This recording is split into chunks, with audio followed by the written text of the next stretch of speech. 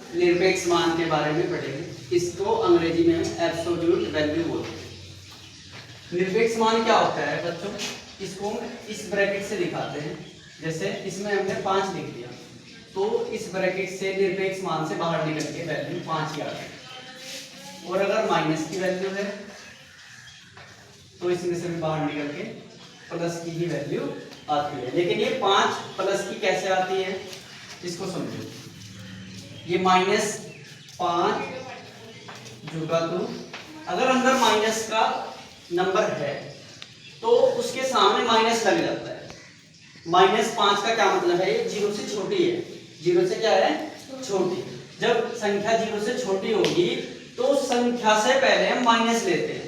क्या लेते हैं, माइनस। तो माइनस माइनस क्या हो जाता है, प्लस।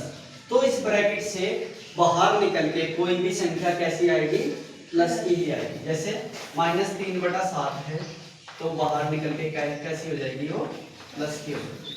ठीक है बच्चों, तो निरपेक्ष मान निकालना बहुत आसान है।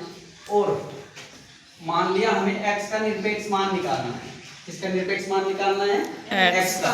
तो हम क्या करेंगे, x का निरपेक्ष मान x ही आ सकता है, x ही आ जाएगा। जैसे 5 का 5 आया, x का x ही आ जाएगा। लेकिन कब आएगा, जब वो 0 से बड़ा हो। 0 से क्या हो, बड़ा, यानी वो वैल्यू 0 से क्या होनी चाहिए, बड़ी। ठीक है जी।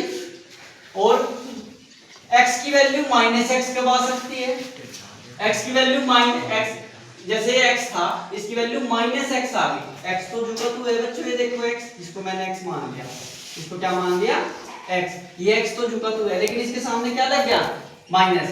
x के सामने -x कब लगेगा, जब अंदर संख्या क्या हो, 0 से छोटी। संख्या कैसी होगी, 0 से छोटी। और एक रह गया बच्चों, अगर अंदर 0 है तो उसका निरपेक्ष मान क्या आएगा, 0। मतलब x की वैल्यू 0 भी आ सकती है, कब, जब x क्या हो, 0।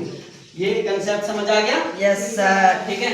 इसमें एक दो बातें और ध्यान रखनी है आपको, क्या कि अगर x + y इन्हें हम जोड़ रहे हैं, दो संख्या को जोड़ रहे हैं और उनका निरपेक्ष मान निकाल रहे हैं, तो अगर उन्हें हम अलग अलग जोड़े, उन्हें हम अलग अलग जोड़े तो उसकी वैल्यू या तो बड़ी आएगी, इनकी जिन्हें हम अलग अलग जोड़ रहे हैं तो वो बड़ा आएगा, या फिर क्या आएगा, इसके बराबर। या तो बड़ा आएगा या फिर क्या आएगा, बराबर। और गुणा में अगर हम गुणा करते हैं तो बराबर ही आएगा। गुणा में क्या आएगा, बराबर ही आएगा। और भाग करते हैं अगर हम इसको, तो भाग में भी बराबर ही आएगा। x को किससे भाग कर रहे हैं, y से।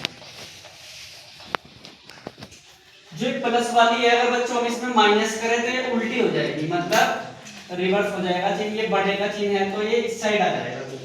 ठीक है, मतलब क्या हो जाएगा इसका, अगर हम x - y करेंगे तो ये ऐसे आ जाएगा। ठीक है, ये वाली वैल्यू बढ़ी आ जाएगी, x -